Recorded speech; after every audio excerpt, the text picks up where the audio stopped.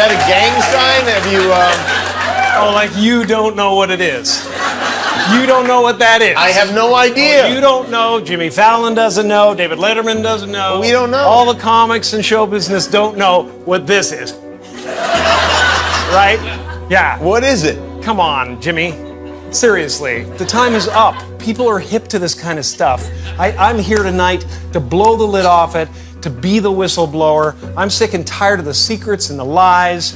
It is the secret symbol of the Illuminati, and you're a part of it. For years now, talk show hosts, people on television, people in sitcoms have been hired by the government to throw you off the track, to distract you, to make you laugh and stuff like that, make you happy and docile so you don't know what's really going on. You know?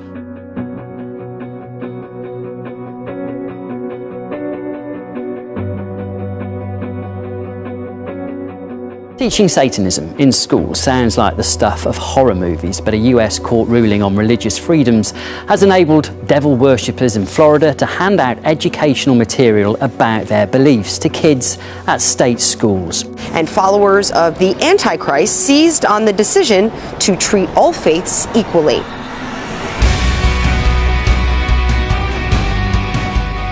It's the symbol of the all-mocking tongue.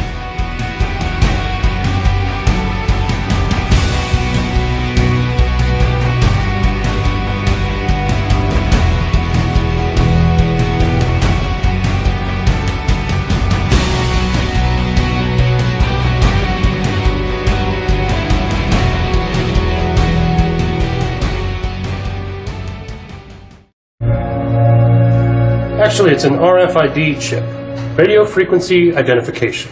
Like they put in dogs. It's the same basic technology. News Garden City police are investigating the bizarre death of a woman. Her body discovered and a small dog was found right there with her. Now police are hoping that dog's microchip could hold clues and help identify her. In the future, chips will be equipped with GPS, but for now, they simply carry a 16-digit number unique to each client.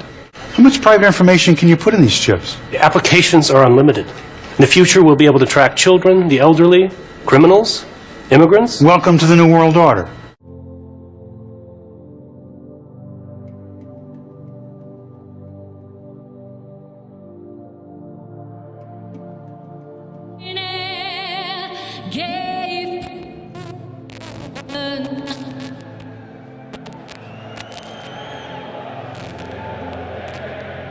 Did you see what just happened there in Canada? The mic died during the American national anthem before Tuesday night's game between Toronto Maple Leafs and Nashville's Predators. The Toronto fans stepped in and finished Our Star-Spangled Banner.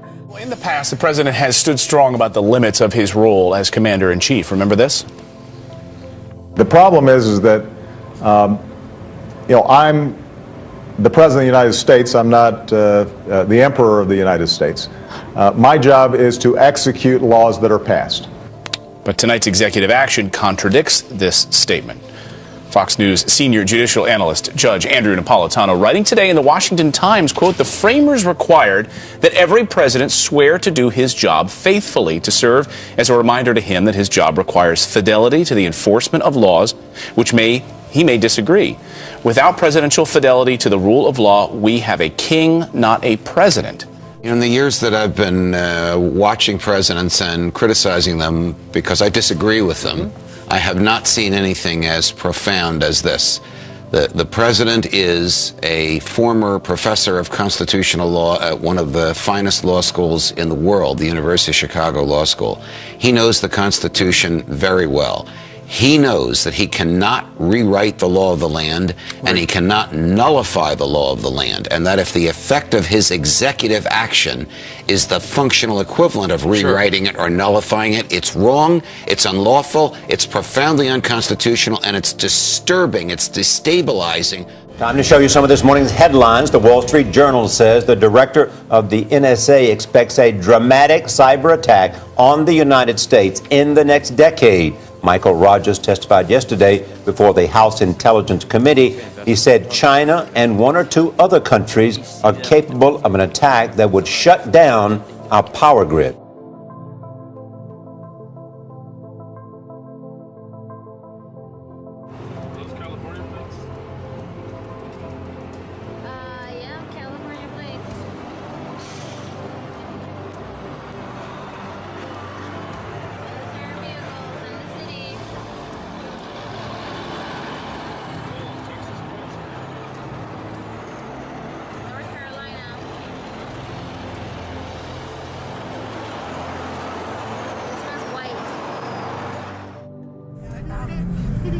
Yeah, they got the military over here.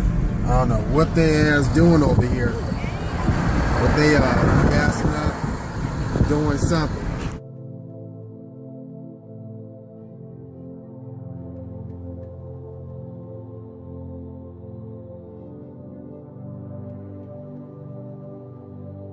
Heavy armor in Ohio's heartland. NBC4 investigates military-grade weapons inside local police departments. The arsenals include handguns, assault rifles, bayonets, and this, an MRAP. Police departments around the state have received more than $67 million worth of military equipment from the Department of Defense in the past 20 years. The equipment is free, but critics claim there might be a much bigger cost, loss of public trust. It became an issue this past summer during the riots in Ferguson, Missouri. When did police departments start looking more like armies? And why? News breaking overnight, a shooting on the campus of Florida State. 3 students wounded. The shooter was killed in a showdown with police. There has been a shooting in the library.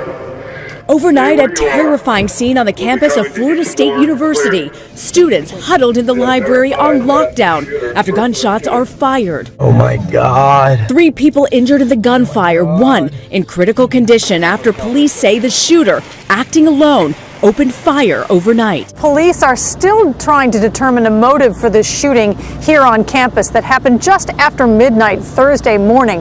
What they do know is that in the months leading up to the shooting, the man who opened fire appeared troubled and thought the government was out to get him. Under God, under the gun. A New Jersey family suing its school district saying that the phrase should be removed from the Pledge of Allegiance because it violates this particular family's atheist beliefs. Well, this high school senior won't let it happen. Samantha Jones is leading a different fight to keep the pledge just the way it is, God and all. This is so important to me because I've recited the pledge since I've been like a little kid. Right. The phrase "One Nation Under God" sums up the history and values that I've always learned about in my history classes, because it acknowledges that our rights don't come from the government, but from a higher power. Well, Sharon Micah, these parents tell me that they have no trouble with their son learning the history about any religion. It's when the school starts teaching him the faith. Some Manhattan Beach Middle School parents feel the school has crossed the line. They say they recently discovered their son's homework assignments on Islam were more about actually learning the faith than the history. One question asked him to write down teachings from the Quran. What I saw written in these bubbles was the one true God, Allah, in one of the bubbles. And one of the other bubbles was all people must submit to Allah in another bubble. Now I turn the page over and I see the 5 pillars of Islam. One of the 5 pillars he had to learn? Shahada is the testimony of a faithful Muslim that Allah is the one true God. It shouldn't be presented to them. They shouldn't be asked to know this. Punished for preaching, an Everett teen says his school is violating his rights. Good evening, I'm Marnie Hughes. And I'm David Rose. He claims fellow students and teachers are taking away his freedom of speech. Jamie Tompkins spoke with that teen tonight. And Jamie, is he thinking about taking legal action here? Yes, he is taking legal action. He says he feels students should never feel forced to leave their constitutional rights at the schoolhouse door. Michael Leal says he preaches the message from the gospel every day at school. The senior at Cascade High School in Everett says he was suspended 3 times in the month of October for preaching and handing out Bible verses during school hours on school grounds. Michael's attorney, Conrad Reynoldson, says this is a violation of his constitutional rights. Curiosity about dozens of Homeland Security vehicles in the parking garage of the Drury Plaza hotels has left a Facebooking member of the hotel staff on the unemployment line. It was certainly a sight that jumped out at Mark Paffrath. It was very odd that there was a bunch of Homeland Security cars there, you know, and I was shocked and took a picture of them in a short video and posted them to Facebook with the status update. He felt it was a harmless post until first he was ordered by his boss to pull down the pictures. Then, a day later, he says he was confronted and fired by the Drury Hotel chain's security chief. He called me a terrorist and said I dishonorably served my country for posting those pictures and the short video. Paffrath, who served 3 years in the Navy, did not take kindly to that or the next statement. You know, he gave me a threat if I would repost the pictures that I would be locked up and have DHS knock on my door and all that other stuff. International. Now, for the second time in 3 days, US police have fatally shot an innocent black civilian, this time a 12-year-old boy who was shot in the stomach by a policeman at a playground in Ohio. The youngster later died in hospital. Officers thought he was carrying a lethal firearm, which turned out to be an air gun. This particular type of weapon is powered by compressed gas and fires small ball-like aluminium or plastic pellets. The boy allegedly refused to put his hands in the air and instead reached into his waistband, which is when one officer pulled the trigger twice.